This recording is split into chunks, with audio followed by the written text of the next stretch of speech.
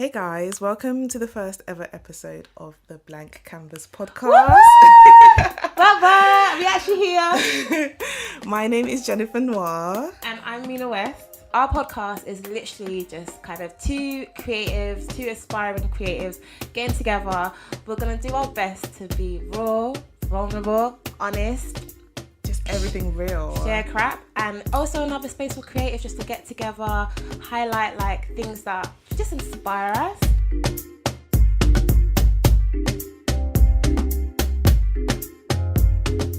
So you obviously don't really know us yet. So to kind of break the ice, I thought, would you rather game? And I want to get an idea. Let's get cracking. Yeah. So okay, who goes first?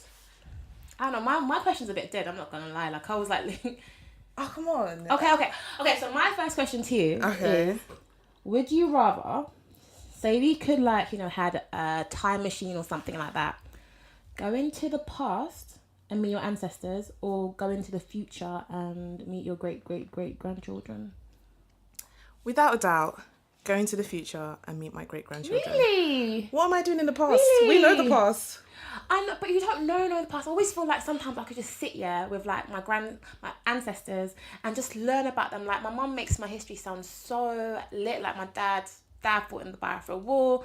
My mum's dad was like some chief guy. I just feel like there's things, and not even them, like past those times before, like colonization. I just love to know what like life was like. I get that, but I feel like if you're going into the past, that means you're experiencing the past as well. Yeah. And we all know what happened in the past. So as a person of colour, I would much rather go into the future as we continue to progress. I just think sometimes if you don't know your past, history will repeat itself. I hear that. Okay, my question. Yeah. Would you rather never use social media sites or apps again? Okay. Or never watch another movie or TV show? But you think the way social media is acting nowadays, you can watch a full TV show on social media. I was just listening to Red Talks this morning of Jada Pinkett, and I'm like, it's on Facebook. YouTube counts as well, right? Yeah, I suppose so. I mean, I love, obviously, the entertainment field, especially like watching films and sitcoms, and I love the art of that. Yeah. It's just social media's made the world so much more smaller, and I feel like without social media I wouldn't be as connected to people, and that's another debate on its own, because people be like, you don't need social media, but no, there is benefits behind it. Oh no, I'm so indecisive.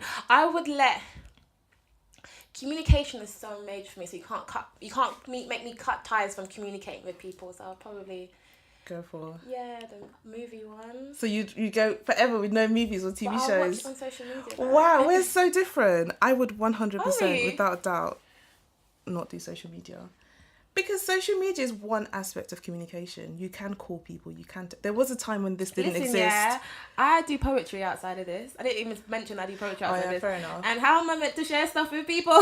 This is I cannot be true. attending each like. Oh yeah, show. this is so true actually. Social media has helped me a long way sometimes. Fair enough. Yeah. Okay, you raise a fair point. Okay, what's your question? So my final one is very simple. Would you rather have a cook or a maid? Maid. Okay. Because I like cooking. I cook all the time. Okay. What about you? I think maid as well. Why? Because I find cooking therapeutic. Yes. If that makes Very sense. therapeutic. But I find cleaning therapeutic as well.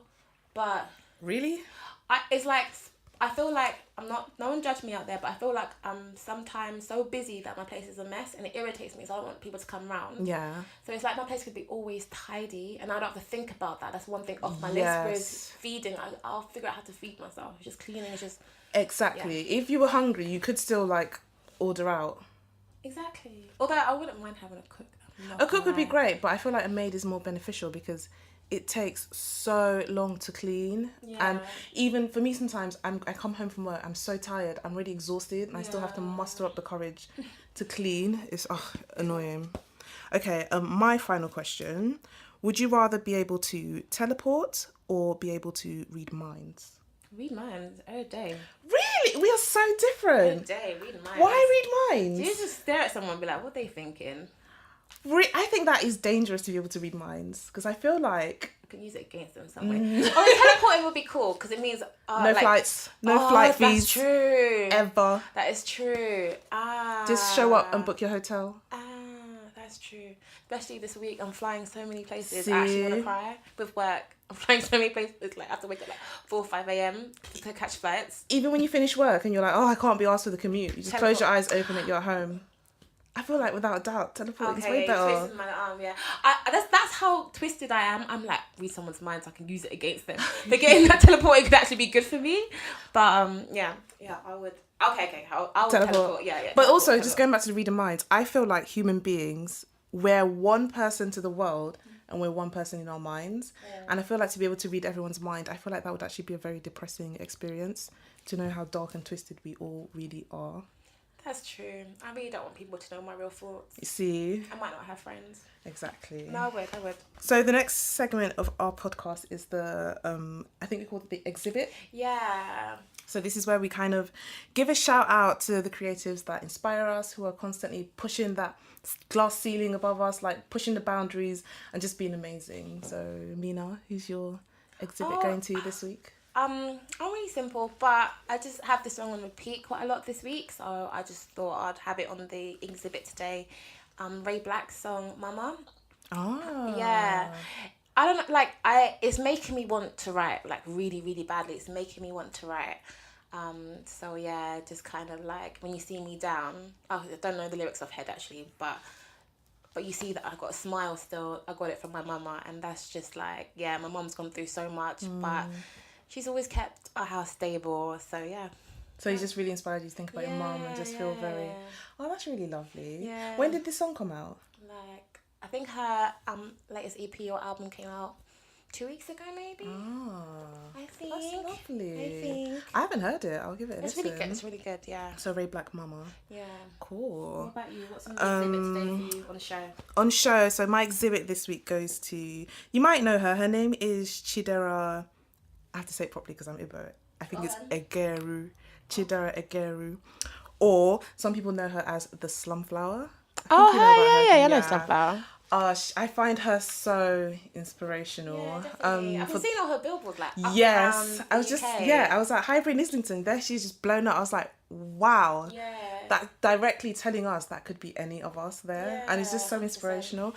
And she has this wonderful new book called What a Time to Be Alone, which I'm reading. Ooh. It's so nice. Basically, the 3 main points are learn how to celebrate yourself, not to worry about other people, and to just feel a togetherness in us. It's really positive. It's just nice because, I like writing. She's quite a good writer. She's like a normal writer, and I feel like I'm a normal writer as well. So it's like, you don't have to use big words. You can just express what you're feeling and just educate people on your experience. I have to check that out. It's really good, honestly. I've listened to a bit of a podcast with my friend Sally Breaks of the Spoke. Something like that. Yeah. Really, really good. Some deep conversations with some interesting people. But yeah, no, I rate her. No, I actually wanted to talk to you about something. Go on. About a subject that just keeps spinning around. If you've got anyone who's like on their late 20s, or just any woman in general, and like people talking about relationships, and I get asked the question like, you're still single, like what's going on, and all that kind of stuff. Yeah. So I asked my friend, I literally went to my friend, so why do you think I'm still single? He's a male, so I wanted to get a male perspective, and I wanted him to be like brutally honest with me. Okay. Why he would think I'm still single. And he told me, which I was a bit surprised about, he told me that you're too independent. And what? I was like, do you know? What does that mean? Well, he basically said I'm the type of girl that has everything sorted out for herself, and I don't really allow room for somebody else to come in. And that made me feel weird, I won't lie. And I'm not saying that. I'm not saying that in previous past relationships that things might have not worked out. I know the type of person I am. If I'm not feeling the person yet, I'll just end up being busy. But if I am, I'm always being very sacrificial of my time. But I just thought that was an interesting thing to kind of bring up, because he said I was too independent. And I was like, is that a problem with like women our age who are kind of keeping busy and doing stuff outside of work that's kind of stopping us from being in a relationship or blocking that blessing? What do you think though? What do I think? I think God works in mysterious ways, and for some reason, hasn't brought that person into my life yet.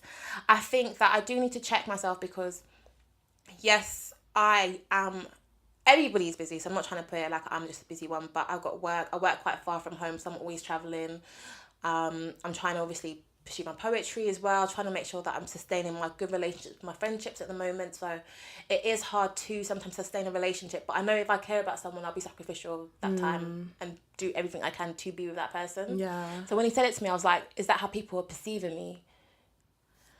I mean, I don't even know where to start with this topic. Yeah.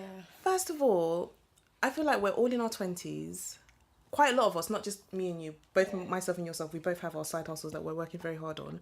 But also, I've noticed people all around me all have side hustles. Everyone's trying to make money. Everyone's trying to make it 100. in society, in life. So that automatically will make you very busy. But I feel like we will always prioritize what's important to us. And if you were in a relationship, I feel like you would prioritize it. So I don't think that's the issue. But what I'm understanding from what your friend said is, again, this is something that I have noticed. I feel like some men want you to need them. And I think that's where the problem is. Because a lot of women in 2018, we want men, but let's be clear, we don't. Yeah. We will survive without. I actually forgot he mentioned that. He did say that. He did say that you don't need a man.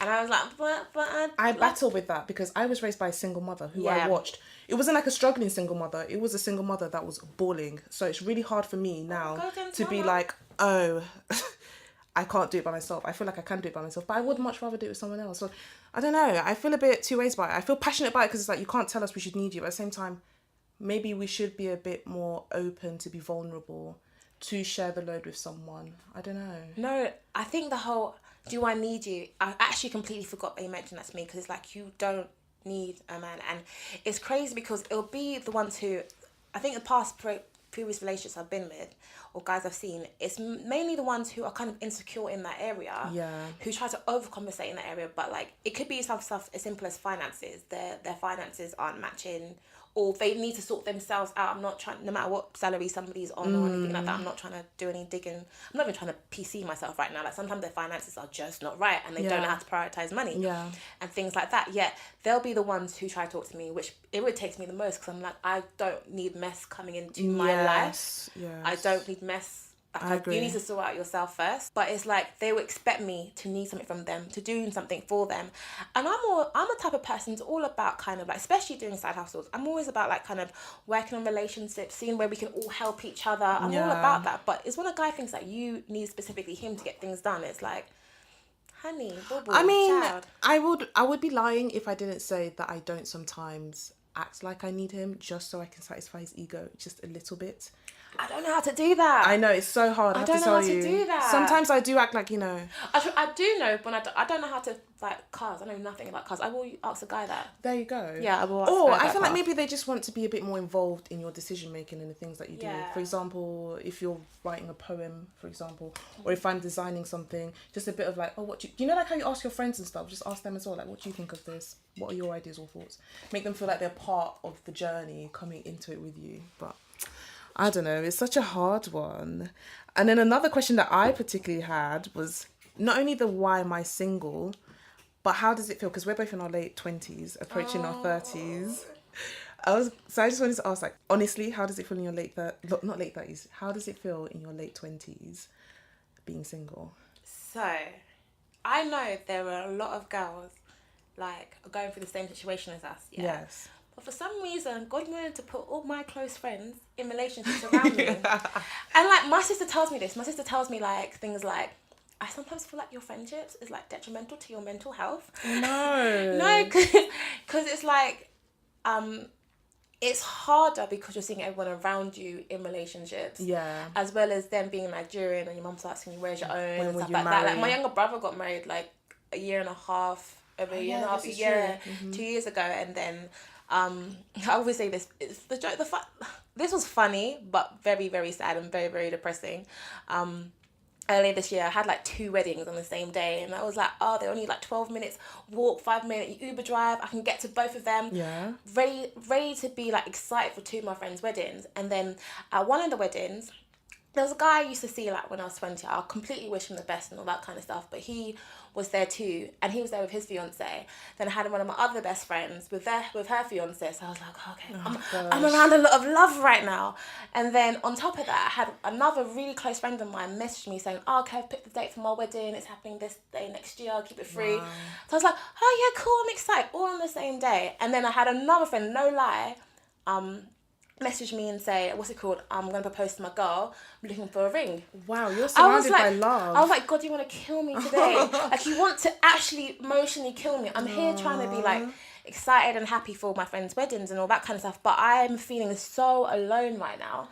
And it just spiraled me into like a weird depression. Yeah. I launched my EP earlier this year, and a lot of people are, oh, now you've launched your EP, you should go and like do tours and all that kind of stuff. But I work full time, do my poetry. There was one point where if you're either talking to me about work or poetry, I'm not talking to you because I'm so busy. And I realised I stopped and checked, and I'm like, I've been that friend that's so busy that nobody's even checked on me properly. And I thought like to myself, oh, if I had like a partner or something like that, someone to like build like a future with, there'll be somebody as a checkpoint.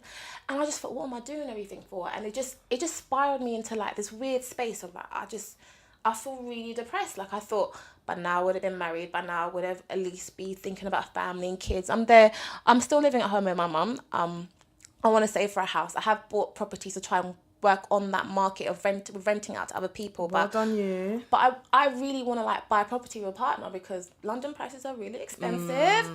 And I'm just thinking like I'm just stuck. Like people look at your social media like, oh, you're doing really good. Like, you know, you're pushing your poetry out there. But it's such a lonely process. Yeah. And I really spun into a weird, I don't know what it was feeling, but I was just tired. Tired, yeah. If that's the word, just tired in general. But I'm better now though. That's the thing. I feel like How are you feeling? I feel like it's a roller coaster. Yeah. Being single in your late 20s, because I feel like I have moments where I'm completely fine. I'm like, because again, my side hustle, I do fashion design, well, especially accessories. So, you know, I just launched my website. Yeah. So I've dedicated most of my time this year to just sorting out the website and getting my stuff up. Yeah. So I haven't really had time. And then I just ended a relationship in January, which to be honest, I'm still healing from. So I feel like I'm kind of lucky in the sense that I know that I'm still healing. So I'm not quite in a state where I feel like I'm mentally prepared for a relationship. But then there are moments, I wouldn't even say moments, because I mean, I'm renting by myself. I'm not living with friends or anything. So I find myself sometimes coming home and just feeling a bit like, it's getting boring. It feels like it's just a cycle. Like it would be nice to have some fun to it. But at the same time, I feel like we have to learn to be sufficient. We have to learn 100%. to know that we are enough before we start. On I think that it's a one. very dangerous place to be, Amen on that one. to not be okay with your own company and then bring someone in onto your company and then you start relying on them and putting that as your source of happiness. So that's my journey right now. I'm just learning to be happy within myself first. And then also saying that, I still need to do this. You know, Nicole Ari Parker, because you know everyone was all doing Ciara's prayer, and then she kind of explained. For those who don't know, she basically said, she asked God for a husband, or well, she wanted a husband, and she had all these requirements that she had that she wanted from her husband, and then God basically asked her, you know, do you meet any of these things? And she kind of didn't, and so while she was busy working on herself, working on these things, he came at the right time. So I believe in timing for everyone's life. It's a tough one because in our late 20s, most people are married. That is the kind of season we're in where everybody is getting married. Yeah. But it's around you a lot. It's around a lot. You can't even escape it. Social media alone is like, it's everywhere. Yeah. And it's not just random people, it's people you know getting married. Yeah. So I feel like if you just have to like trust. I don't know if you have a belief system, but my belief system is God. I feel like he has a time for all of us. So just because somebody met someone in their 20s doesn't mean that you're not going to meet. My flatmate, actually, let me tell you the story. My flatmate, she's like, how old is she? She's in her late 30s. Oh. And she just met her partner, maybe, was it last year or the year before? And he just proposed to her. Oh. And I was like, if that's the time that God put for her to get married, imagine her in her 20s crying about her husband when that just was not the time. So I just feel like you have to live your life and just... that made me think, because like definitely in terms of like putting God in the center, I'm not even trying to sound cheesy or nothing like that, because when you're not feeling it, and your friend's relationship be like, oh, just trust God, you kind of want to be like, can you shut up right now? But like right now I've been feeling that, because obviously there was a point where I would be too shy to bring up I'm praying for a husband, because I just feel like, oh, I don't want to sound like that desperate girl prayer. And then I was really desperate, so I'm like, no, I'm truly praying for a husband. Like, are people in my small group, you can pray for me on this as well. But as of late, my prayer's been more like, okay, God, help me be happy and joyous and have purpose in the season that you have for me right now. Because there's purpose for this season in like season. There's purpose for this season. I think if I was in a full-blown relationship, maybe I wouldn't be doing the things I'm doing now. Maybe God still wants to use me to work in that area. So I'm just have to trust God in it, and not only just trusting God, allow me to have joy and peace in this season as well, and so I can be about my life and live my best life at the same time. Exactly. I fully agree. So it's just late 20s. I keep saying late 30s. I don't know why you're wishing on me.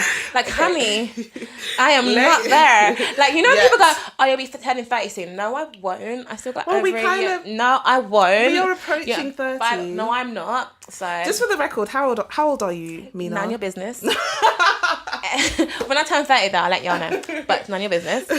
And so in general, I'm just thinking, I forgot what I was gonna say. You just living your life. No, but I do get funny with age. Like, everyone laughs at me. Like, I had like a mental breakdown at 25. I was like, oh my gosh. 25 is so young. I know, exactly. And I had a breakdown at 25. So imagine me now. There's so much pressure. Just live your life. Live your best life. Spend time with your family and friends. Be happy. Look after yourself. Strive to be great. And when it's time, I get her positivity, people. Yeah, it's all about being positive. I think your outlook has a lot to do with it. Yeah. And law of attraction, if you just believe it will happen, it will happen. The universe will make it happen. My cousin said the exact same thing on the bus today. Yeah. She said something around the law of attraction. Interesting. And God works mysterious ways. He said it to me a couple of times today. So, because even also, just a side tip, because I find that a lot of ladies are quite negative about men. I hear women saying things like men are trash, this and that. It's like, as you say that out, that's what you're inviting back to yourself. So it's really important. Not all men are trash. Some men are, I will agree, but not all men. My man will not be trash. Amen. Amen to that, girl. So our one and only Gabrielle Union has a baby and didn't tell nobody. I know. I thought that was so sick, though. More like silent than Beyonce. What on earth? I know. I mean, I honestly haven't got much to say on the subject other than I had a smile on my face. Like, rarely I see posts about celebrity and I'm like, oh, I just smiled. Like, for those who don't know about Gabrielle Union, what's our reason for smiling? Well, she's an actress. Yes. I've heard a bit about her story, and obviously, like, she went through some things when she was younger and all that kind of stuff. She's currently married to Dwayne Wade. So she's stepmother to his two boys. Yeah. But she wasn't able to conceive. Yes, so she was having issues. She actually released a book not too long ago, and she explained how she's had a lot of issues conceiving, and she's really like been doing the IVF thing, which I've worked in the IVF lab before, so I can tell you firsthand, it is a draining experience for a lot of women. So she went through all of that, just continuously doing IVF cycles and just not doing well with it, and then having miscarriages as well. So I don't know what led up to the decision, but I guess they decided to use a surrogate and conceive. I heard, but I'm not sure if this is fact, that it was her last egg left. Oh, wow. Because, you know, she's 44 years old, so this is like a big deal. So for that to bring their beautiful miracle baby, that's great news. I'm so happy for her, honestly. I'll read up on it more. I don't know much, I won't lie. I just saw the post and it just made me smile. I know. I was like, newborn life, and just her smile and stuff like that, and it's just like, I just think she'll be an awesome mama. Like, I'm acting like I know her. I don't know her. I mean, she's been a mother to his children, a stepmother, so she, of course she'd be a great mom. Why not? And I just think, I'm not going to talk about their relationship too much, because again, like, things always look prettier on social media, but I think they look like a lit couple. They always look like they're smiling, happy, bubbly, jokes. I mean, they have had their problems. No, I won't lie, they have. Again, like most people. Go on to that area, but hey, I really like Gabrielle Union. So. I know, I do like her too. So yeah, well done, Gabrielle Union. Yeah. In other news, I'm very upset on 2 occasions dealing with tickets. So the amazing Michelle Obama is going to be coming down doing a reading with Chimamanda Ngozi. Yeah. And the way I tried to get tickets to that thing. I came onto Instagram stories and I saw so many people in the queue, 3,000 something and something place. It's like, whoa, this is not happening. I'm actually not in my head right now. Like, I don't think I'm ready to talk about it because I'm actually upset. I actually bought membership to that bloody place. Is it the South Bank? Yeah, just so I can get my tickets like the day before in peace. There was a limited number of membership tickets. So after me even getting I'm gonna get my money back, by the way. I'm not worried about that. So I thought, let me try join the online queue, because obviously some people have a job and can't go and line up at 3 a.m. in the morning. Join the queue on the online queue like early, like 8:30 or 9 a.m. and then they randomly placed me at like 10,000. I was like, 10,000. Yeah. And then I thought I'd be sneaky and like call like their customer service at the same time. I was on hold. Might have been using work phone. I was on hold for like an hour. An hour. Like I even had to like move one of my meetings at work. Be like, can I just move this meeting by an hour, wow, please? you were dedicated. I was just thought like the law of attraction. If I just attracted the tickets to come to me, and they didn't come. What was this event for? What was she? Her book's coming out. Okay. So it's kind of a talk on her book. Okay. Yeah. Okay. Chimamanda, what would she be discussing? Her book. Her book is yeah, both just their asking books. questions. Yeah, okay. yeah. No, okay. like on Michelle Obama's book. So, okay. So what Michelle's doing is obviously going around the world and she's having different people kind of ask the questions. So I think Reese Witherspoon is like doing one of the meetings somewhere in America. She's just for the UK one. Okay. But I don't want to talk about that one too much because I'm still like hurting. I was like, really? I'm sure it'll be online. It will be on YouTube most likely. Yeah, it'll be on YouTube. That's what I was telling everyone that was like really upset for not getting tickets. But I'm sure I didn't even bother because it's just London is so saturated. It's really hard to get tickets to these kind of events unless you know someone that knows someone. I think you need to know someone. You can't even know that person that knows someone because that knows someone's going to stop you. Yeah, it's true actually. It's very true. But yeah, I'm sure it's going to be on YouTube sooner or later. Okay. But read her book. Let us know what it's like. I think it's called Unbecoming or something. Yeah, I'll read it. I'll get it. I'm going to move on from this topic because I was really upset. Another thing I didn't get tickets to, but I'm not too overly Oh, I know what you're going to say already. Well, Spice Girls, I would have liked to have gone. I'm not going to lie. I think there's still tickets about. They're just stupid prices. How much are they going for now? Like 200-300 quid. Wow. The thing is, I thought about it the night before. I was like, okay, there's this massive hype to go see the Spice Girls. Yeah. And I could just join the hype or actually ask myself, do I really want to go see the Spice Girls? So I went to the Spice Girls on Apple Music to listen to their hits. And it was just not that many that I'm that excited about. They were like, no, there's a few. I'm side-eyeing her right now. No, there's like 5 songs that are amazing. The rest I'm like okay about. So I just thought, I don't really need to go to the concert. When you were younger, did you have like the Spice Girls dress, the lunchbox, the CDs? Yeah, I did have their merchandise, definitely. Like, they were just a part of history. No, you're right, they are a part. But then there's no Victoria. Yeah, but no, I love Posh Spice. Everything's about Posh Spice. But back in the day, before she got with Beckham, and Beckham was still just kind of like a chilled football player, she wasn't the one, remember? Wow. But she wasn't there. Like, I'm not trying to like, I would love her to be there, but she's not there, and we will keep I think she's booked and busy anyway. Yeah, she's not my full Spice Girls experience. Like Scary Spice, my full. Whenever I got to choose to be scary, I would be Scary Spice. I think every black girl was Scary Spice. Or when somebody would try, when you go to an all black school though, you can't always. Oh yeah, okay, fair enough. I'll be Baby Spice because I just want to be Baby. What's it called? Oh, I'll be Baby Spice. Coco Sports. I might be like when I mean Posh Spice was like probably my 4th on the list. No, you see, I was Posh Spice. I can imagine you being Posh Spice. I can imagine you being Posh Spice. I think that's why I'm not that bothered because my one is not going to be there, so I'm not that bothered. But yeah, well, for those who are interested, they've released 6 dates. I think they have a new date in as well. Yeah, I'm not sure. I think I saw that. But it's all June. I must not be overly pressed because I'm not really looking that hard. Yeah, not as much as you were doing for Chimamanda and Michelle Obama. It sounds like you wanted that one more. I did. Okay, I feel like it'd be such an educational experience. And I feel like, because it's next year, June, I feel like there'll be a way to get tickets closer to the time. There's got to be a way. Yeah. You could work the event. I can find some time where I'm sure like one of our agencies has a box somewhere. See, you never, you work in the marketing world, so you definitely probably will find a way to get in. Who knows where I am? It's like June seems so far away. I have commitment issues as well. It's like such a date so far away. I know. Like, that's why I couldn't, again, I don't like committing to things that are too far in advance because I might be on holiday. I might want to go on holiday that week. I don't know. I hate having to... I'm just hoping people want to go on holiday that week and then they can sell their tickets to me for a decent people price. People are definitely going to sell their tickets, but it will not be a decent price. I don't think so. But yeah, so that's the Spice Girls. Let us know if you've got any tickets. We are actually using the hashtag for Twitter, the blank canvas pod. The blank canvas pod. The blank The canvas blank pod. canvas pod. So do hashtag and let us know if you got tickets. But it looks like most people didn't, but some people did. They were very loud about their tickets. I know, so obnoxious and rude and annoying. Like, stop putting things in my face. I Thank know. you So very much. another thing that I did want to discuss, it is a bit of a touchy topic. Okay. I don't like the title though. Oh, go ahead though. Just say it. I'll change the title because I don't like the title. Okay. So it's this whole craze that came out this week on Twitter, on Okay. Instagram, I think, Okay. called, I'm changing the title to Blackfishing. Blackfishing. But the actual word is N-word fishing. Have you heard about it, this craze? No, I haven't. You haven't? No. Where have you been? Sleeping. Okay, so basically, it's this whole phenomenon where there are like people who are not black Yeah. on Instagram Oh, and wait. Twitter, Yeah. darkening their pictures I think I and retweeted having something about it, Afrocentric basically hairstyles in order to come across as either racially ambiguous or black and capitalizing off of it.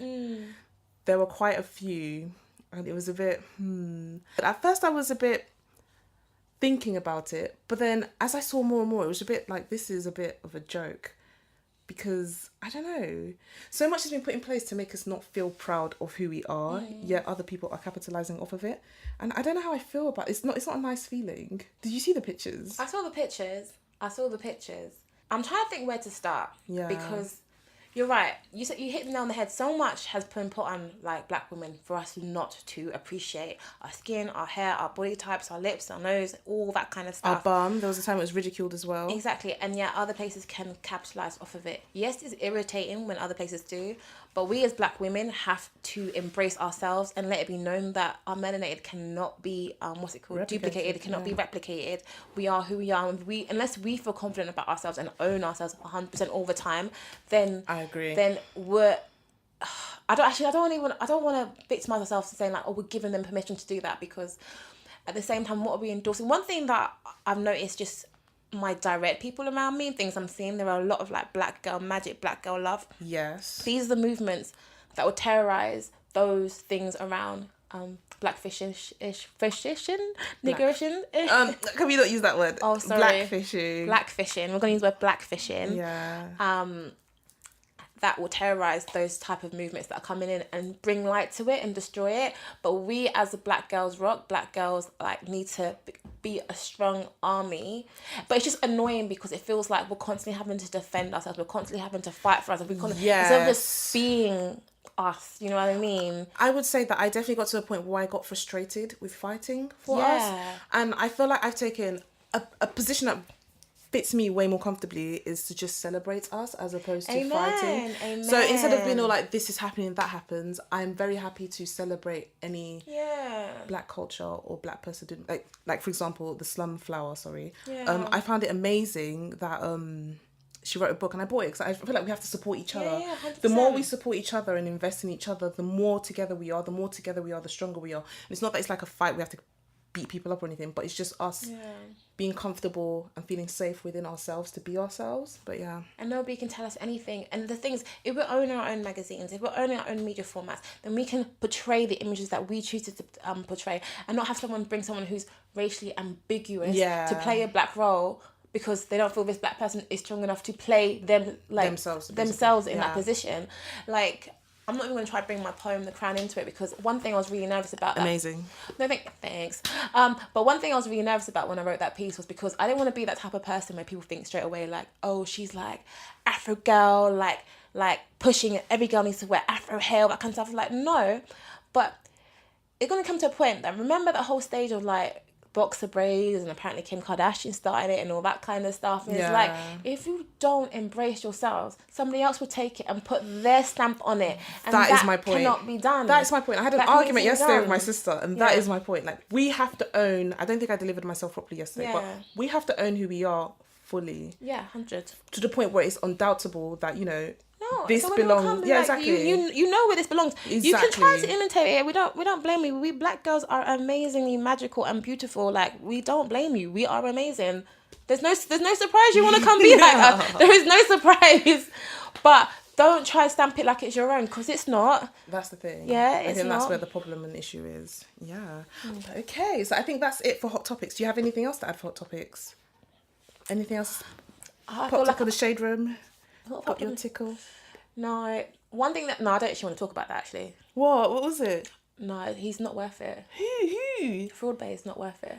Oh, No, I like, just he's saw. legit not worth it. I'm not even lying, like he's not worth it. Okay, fine. But I just saw the video.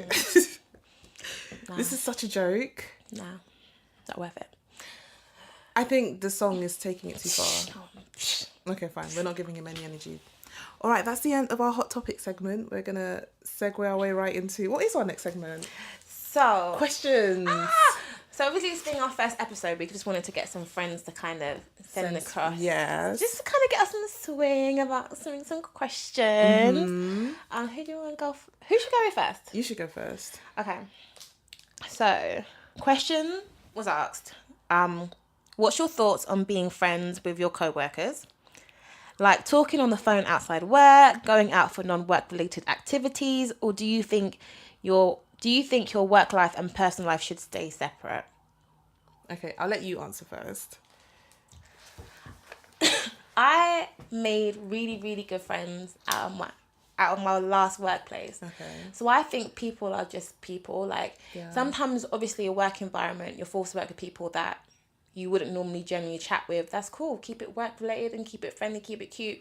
But if I end up working with someone where I actually can see a friendship outside of this place, there's no harm. So I sound so simple, but like I'm like, there's no harm. Like, what's wrong with friendships? Okay, I don't know if I'm the bad guy for having this opinion. Go ahead. Okay. The only way I can express my opinion is to express my experience. Okay. Okay.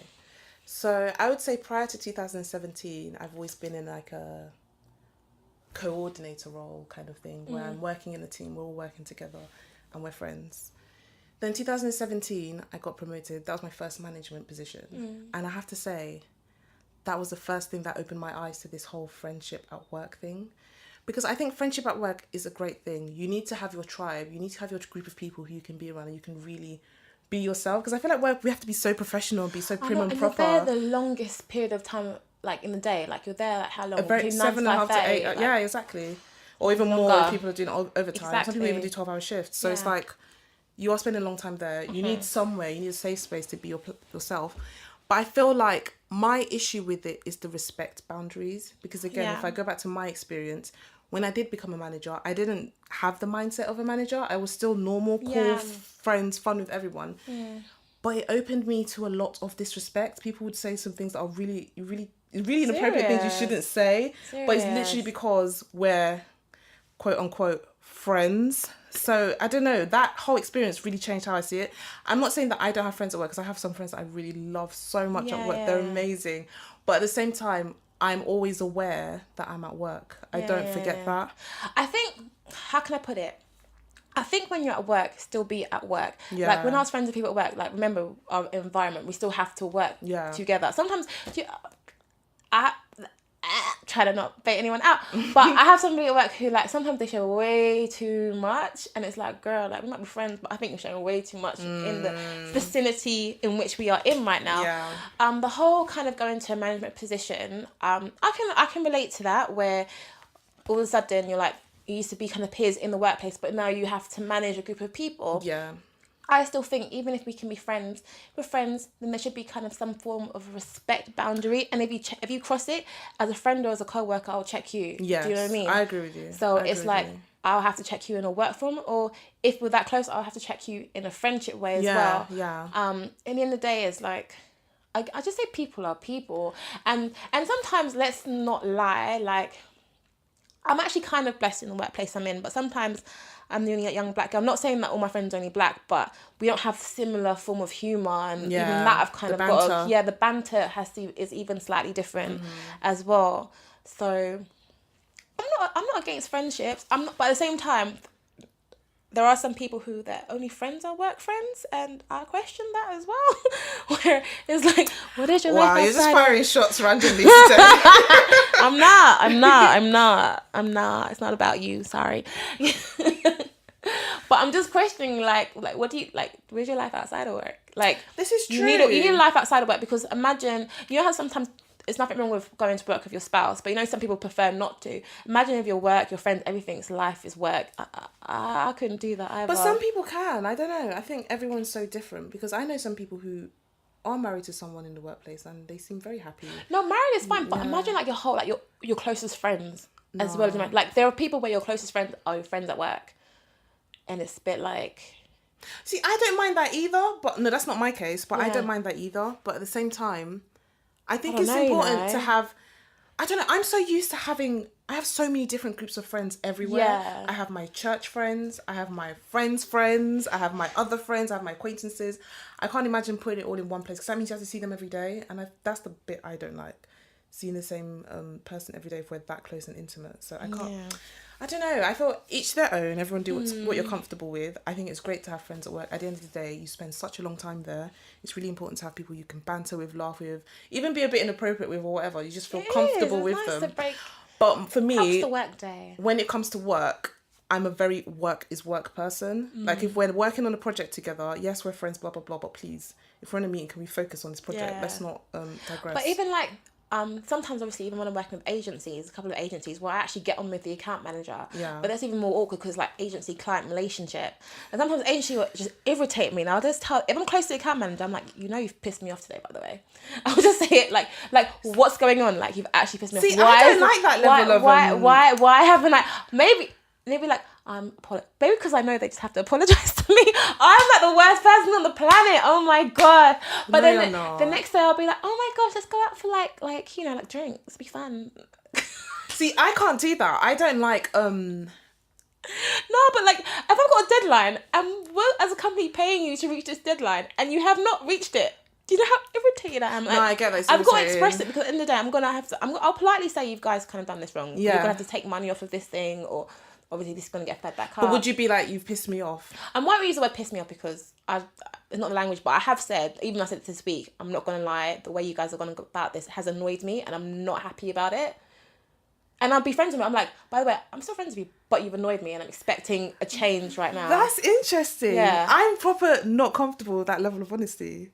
No, but it's like, we're paying you for a service. I get that. Like, I would feel the same if someone's paying me for a service and anything and I haven't met up to standard. Maybe I think it's polite enough to say you have not done the job to justice. I mean, I know how to write an email and like say what I'm saying in a passive way. My voice as well, and they'll be like, then you're gonna have to sort something out, because if something's not sorted out, the worst can come to where we actually go to another agency. So. Yeah, but what about like within your actual company? If somebody has annoyed you, so a different department, how would you still be that honest? Yeah. Really? Yeah, but then I've been at my company for a couple of years now, so I can be. I'm not going to try. No, but that's true, because people who have like, I'll do that at every company, but because I've been there for a while, I'd be like, if it warrants it, I won't lie. I don't care enough sometimes. Yeah. But if there's a project I've got to do, then it's actually, let me not lie. It depends. It depends on the person. I treat everybody the same, but it just depends on the situation at hand. If you said you're going to do something, you haven't done it, then that's a flag. Like, what is going on? Yeah. If you have said you do something, I think the big issue for me is people don't even like taking responsibility or anything. So there's no real lie on where the responsibility lies. Yeah. But if you have said you'll do something and you haven't, like, you're kind of messing up my project now. I get what you're saying, but I don't know. It might be because of my experience of working. Me. No, of course, they probably do. But it's just, I don't like when people are when it comes to work, I don't like familiarity at all. Yeah. When it comes to my actual professional work, because it's like, I want to be able to tell you, I feel like we should all be protected by professionalism. Yeah. So when people are like a bit too emotional, I'm really uncomfortable with it. I don't know why. But to me, that's not emotional. How do you see it then? As you had a job at hand and you still haven't done it yet. I know, but that's the thing. Yeah. So if I was working with someone who had a job at hand and they hadn't done it yet, I guess maybe I'm a bit more passive. It's usually in an email. I'll just be like, this was the deadline, blah, blah, blah. This is the consequence of what you did. I would do that. End of story. But I wouldn't be like, I would never be, it would always be too professional, maybe. Maybe that's my weakness. I think that's the right way to go. Put everything on that email trail. I think I've built this way because I've been working for that company for a couple of years where I'm familiar with individuals. Yeah, I understand. And I'm also, one thing I'm also get conscious about is that on emails you can't dictate tone. And I know sometimes people take the tone wrong. So when you see me face to face, is your opportunity straight away to go, I apologise, or this is the reason why. And you can almost like get that closed off right there and then. Yeah. And there's almost like, because I'm seeing you face to face, I get an opportunity to understand where that person's coming from as what well. you're saying, yeah. Versus on the email, it becomes so black and white, and because, oh, this person's being a bit of a bitch, that's what they said here, or they're getting on me about something. And email is always good to follow. I believe in email trails. Evidence. 100%, yeah. Evidence. I believe in email trails, but the face-to-face interaction as well makes people be more human. And I think I'm actually even giving that person a chance to explain themselves. This is true. I get what you're saying. Yeah. But I guess everyone's different because I'm more on the I don't really want to do face to face. Like, I don't like when I'm at work and someone's done something wrong and they're all like apologising and then they go and do it again. It's just like, drop it out. Don't even bother. Don't talk to me about it. I'm not interested in what you have to say. But I guess everyone's different. But in the question of you can be friends with your co-workers, we're kind of split on this one, aren't we? I think you can be friends, but friends with boundaries. I think there has to be boundaries when it's people you work with. I feel like I'll learn to know if I like you or if I don't like you. If you're a cool person, but we aren't going to be real friends, we can be civil at work. But we're from friends, then that's all right too. That's the thing about work. Even if you don't like someone, you're always going to have to be civil with them. Yeah. Like, you can't like... Yeah. That's right. No, I have made good relationships with like previous jobs, so I'm not against it. And they're still friends today, so I'm not against it. Okay, so I have a question. Okay. This was from someone I know who sent in a question for us to answer. So it goes, hey, Jen, I would love for the blank canvas to discuss the newly found liberation of women, i.e.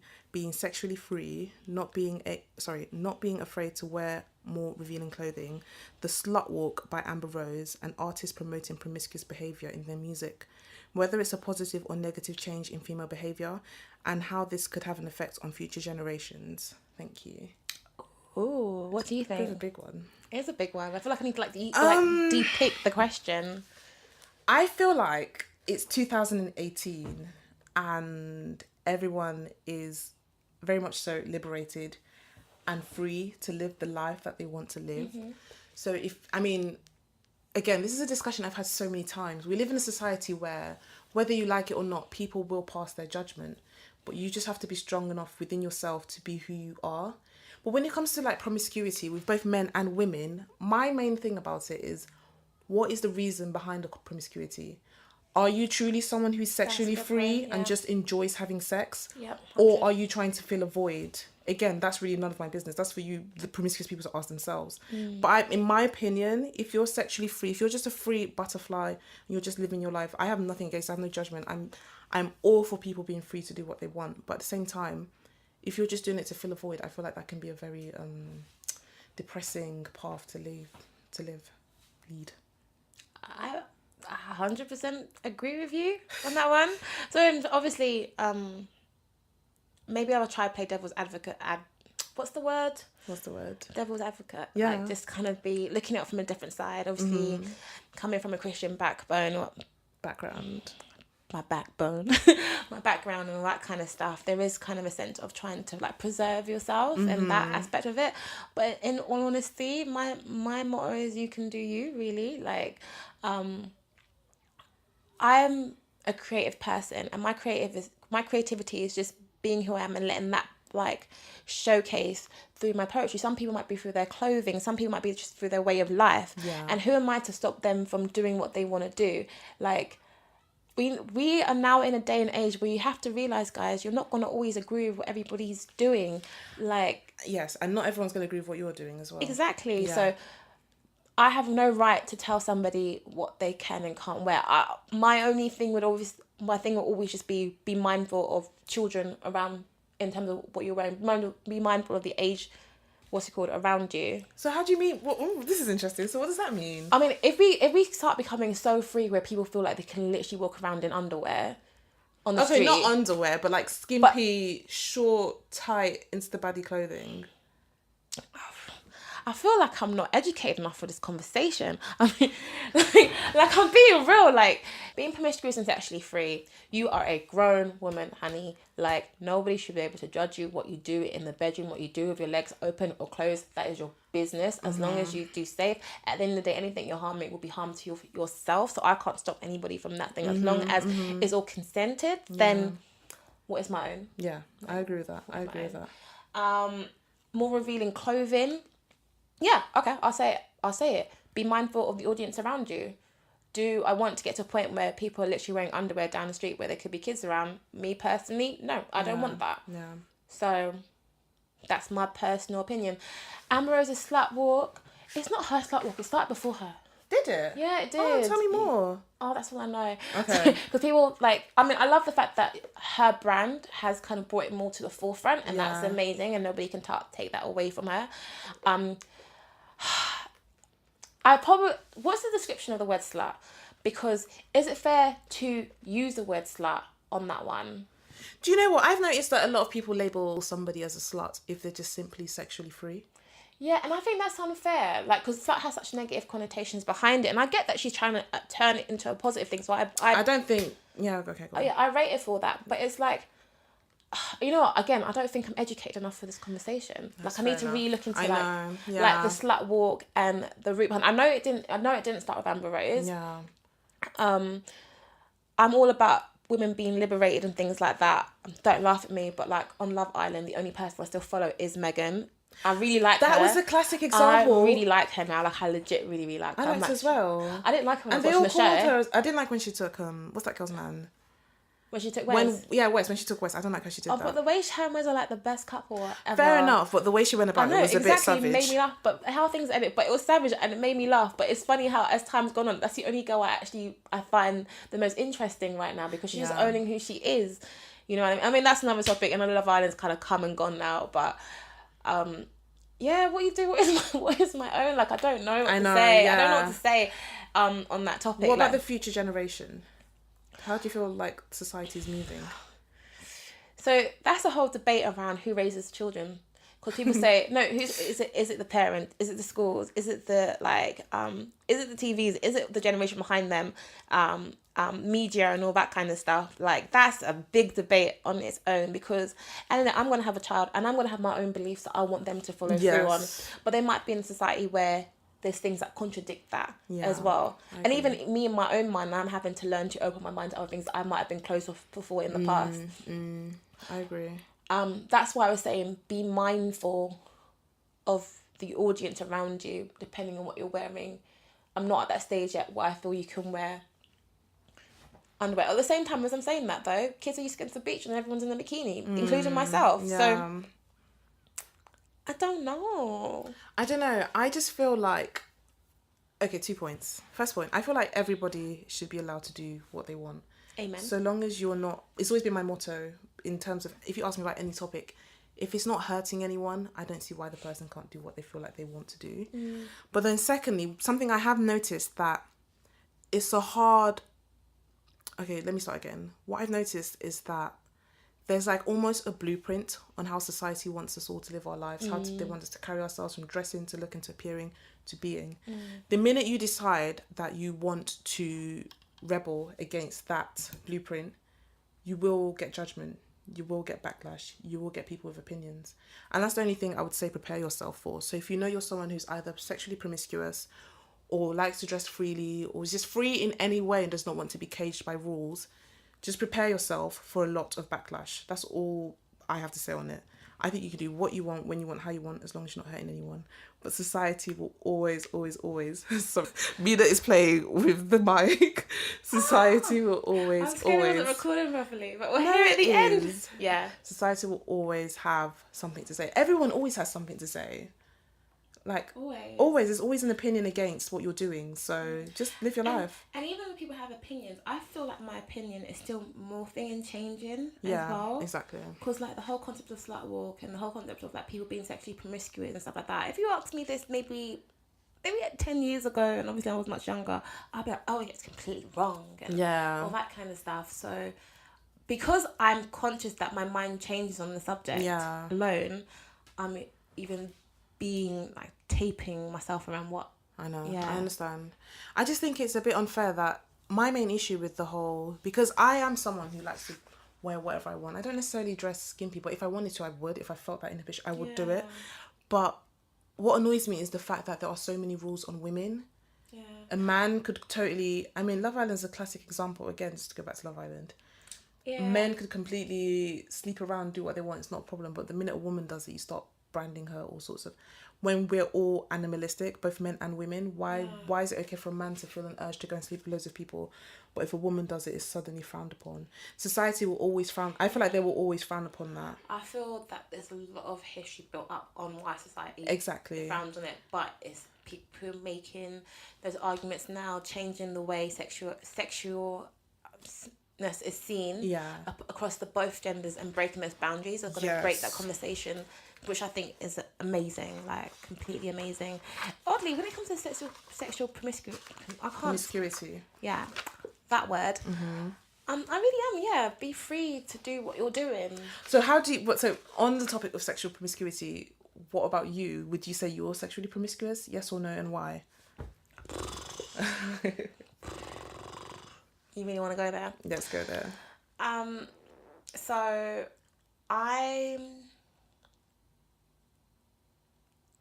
I'm doing my best to be celibate. I'm not going to pretend here and say it's an easy task for me. It's not. Yeah. But I'm actively celibate right now.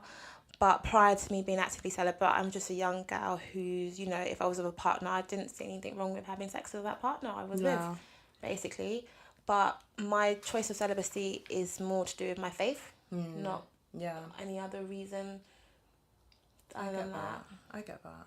I went, do you want to go there? Because I was like, what? You didn't say anything too wild. Yeah, I know. Did you want to say more? No. Are you sure? I'm good. All right. Well, with me, I definitely had what did they call it? Hoe phase? Oh yeah. I think at uni I had a hoe phase. 100%. I went a little bit wild, but I then became somebody. Why are you laughing? No, because I've continue go talking in on. it. What were you gonna say? No, I don't know. I don't call it a hoe phase for me. I call it a stupid phase, as in like I really genuinely liked this guy. Oh, okay, go on. So it was with one person. Continue saying what you're saying. Are you sure you don't want to? I'll continue saying what you were saying. Okay, fine. So I went through a hoe phase at uni where I was very sexually free. I think that's why I do not have any judgment on sexually free people. And I mean, I did it for all the wrong reasons, to be very honest with you. But then I developed to be somebody who is into monogamous relationships and only being sexually free with my partner. I wouldn't really go as far to say I'm celibate right now, because I know if I did say that, if I were to get into a relationship, I can't 100% guarantee that I would be strong enough to be celibate. I think it would be great to be celibate and save yourself a marriage. But I wouldn't put myself on record saying that that's what I'm doing right now, because I know that every time I've tried, I've kind of like listen to me. Didn't do it. I did a whole poem that's out there called "Let's Be Honest" about trying to be celibate, and then a guy tried me and I failed, and it broke me personally. Like broke me personally. Like to the point I didn't like recite that poem for ages, and it judged me, and it affected my walk with God and everything like that. And I went to myself. That's why I say I'm trying, as in I believe in it. And hey, I might in the next 7-8 months be in a relationship, be like, hey, I tried it, didn't work out. This is what I'm doing. But right now there is a reason behind it, and that's a whole nother podcast episode in general. Okay. But I'm not against people being sexually free. My reason is beyond even about me and that partner relationship. It's more of what I see a purpose of a husband and what I want to give to my husband. Like, I enjoy sex. I'm a girl. Like, I'm a woman. I'm animalistic. I'm human. I enjoy the act of it. I'm a bit tired of giving myself to people who aren't the one in the end. You know what I mean? I agree with that. I think my main issue with sex is I believe in soul ties. I believe when you do open yourself up to someone, something does happen in the spiritual realm. 100%. I don't know if everyone believes in that, but I definitely believe in that, because my ex, I really feel that our souls were tied, and it took quite a while for it to separate. And that was the first time I really realised that going to that level with someone is more than just a physical act. There's something else going on in the background. So that's one of my main reasons why I don't really give it freely or do it freely. I wouldn't say give it freely, because we're both giving and enjoying each other, but I don't do it freely. Yeah, and I think the hard thing for me as well that I believe in intimacy in a relationship. Yeah. So when I take that out of the relationship, it's almost feels like a struggle battlefield that we're kind of going in. Which I hate because I want to feel free in a relationship. I know. But right now, I'm really trying to trust God because so far, girl's still single and for now. sex hasn't helped the situation. Yeah. That's why I've taken it out of the equation. But have you ever been in a relationship where you both decided you're going to be celibate? No. Because I feel like men just do not That's the worst. try to be celibate. I think they're the ones that really push. That's the worst. In my opinion and my experience. Yeah, like honestly, we're going to have to do a whole episode on the podcast on this one. Like, because I could go on about this for forever, right? Ages, it's such an interesting topic. Ages. Okay. So those were the questions for today's episode. If you have any questions, you can send us an email at theblankcanvaspod@gmail.com. We are more than happy to answer your queries and questions. Yeah, all the emails would be in the bios and all that kind of stuff as well. Yeah. So easy to find. Yes, exactly. So the next section of our podcast is called our Scratch Out section. Basically, I just want to rant. And this is where we just rant. Let out everything. Just anything that you feel like just scratching out that week or just something that you just want to scratch out. So yeah, on the blank canvas, some pieces of art just need to be wiped off. So yeah. Yes, 100%. What's yours for the week? I'm a really peaceful person.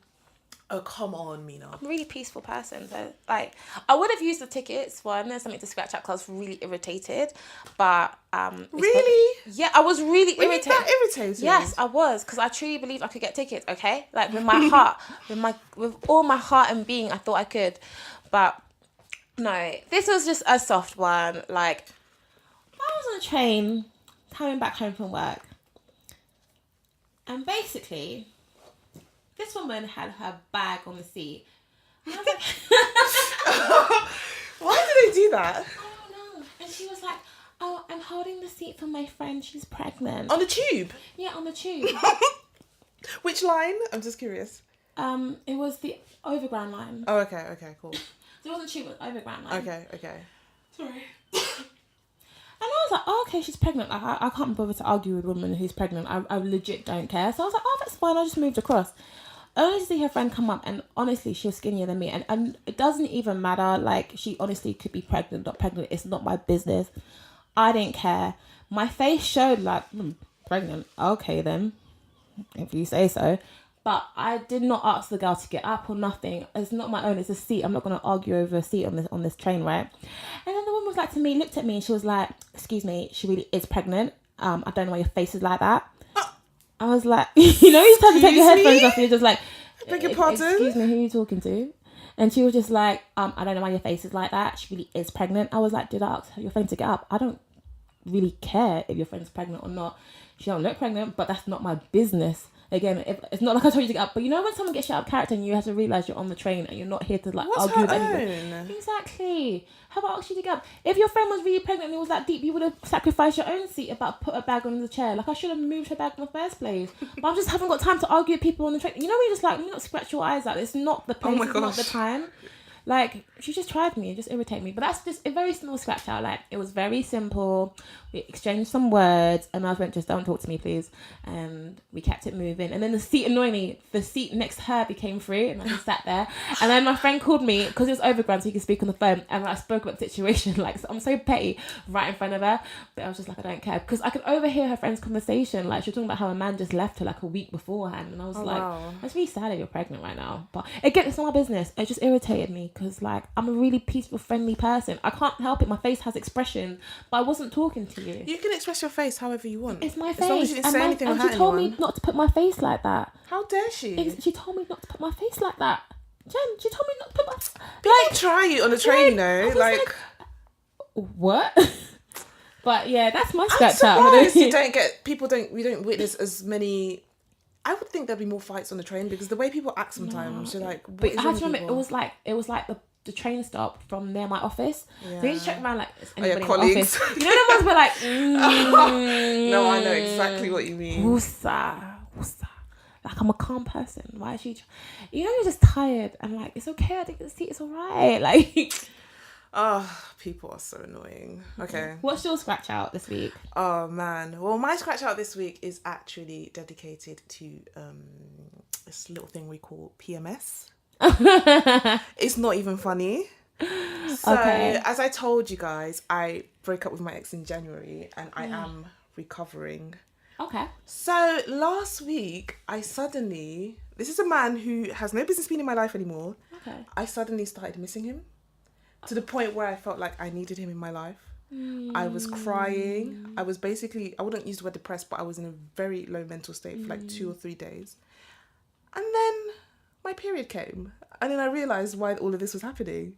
And I was just like, why do we women have to go through this? Why does this always have to happen? And have you ever had PMS before? Do you suffer from it? I've only recently suffered from it this year. What happens when you have PMS? I'm just very depressed. Like all my energy's flowing out of me.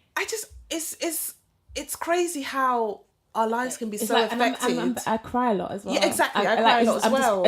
I just need to cry and let me be like crying in my room.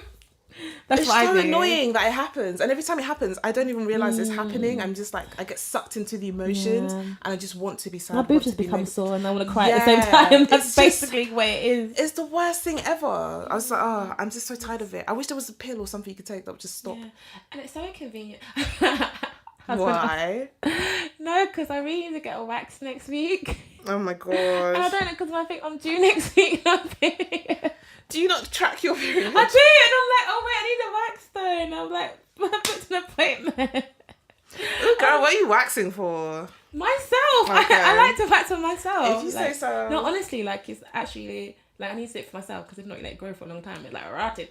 So like I just do it for myself. But like I was actually gonna Google like, can you like still wax with your period? Oh, that's disgusting. Is it? Oh, okay. Can't you just wait till after? No, but I'm really busy. Like legit, really busy. Like I'm so, like this is the day I have to do it. Well, if I were a waxing person and somebody came on their period, I would not be impressed. Oh, this is so bad. Okay, cool. I'll Google this. I'll Google this thing in it. No, I won't go. What wax do you get? Do you get the Brazilian or full thing, baby? Everything. No. Oh, you can't go on your period. I know, exactly. I was literally like looking at my dates on my phone. I was like, oh my gosh. So we thought we shouldn't just break into a random podcast. We should kind of introduce what we do to like give you a feel of who we are. Mm-hmm. So my name is Jennifer Noir. I'm a secret agent by day. And then by night, I invest quite heavily into my creative aspects, one of which is a fashion and jewellery designer. I have an online store. It's www.blanque.co.uk. That's BLANQUE. I love designing accessories. I've been doing it for years now. I kind of stopped last year where I just had it's kind of like a designer's equivalent of a writer's block. I just couldn't think of anything to design. And then now I'm refreshed this year. I have a new outlook. I'm just trying to be positive, trying to like just go out there and do this thing. So my store is finally up as of last week. Exciting. So now I'm so excited to just do more it. designs. Then I also blog. I love writing. I have a blog called jennifernoir.blogspot.co.uk, I believe. It was originally a fashion blog, but then it kind of changed into a writing blog where I just reflect on things I've been through in life. But I don't know, I feel like writing is therapy, so that's something else I do. Nice. And then thirdly, I have a vlog as well. This is just my personal vlog. I just like to document my journey, especially as I know each year I'm trying to move forward as much as possible. So it's just nice to look back and see how far I've come. So that's what I do. What about you, Mina? You keep yourself busy, girl. Can you say yours, please? Because you're quite busy. No, but I am that busy. But so again, I'm a secret agent by day. Yeah. And by night. So yeah, I'm a spoken word artist. I spit words that people sometimes want to listen to. Earlier in the year of 2018, I released my first debut EP. Debut first means same thing, but yeah.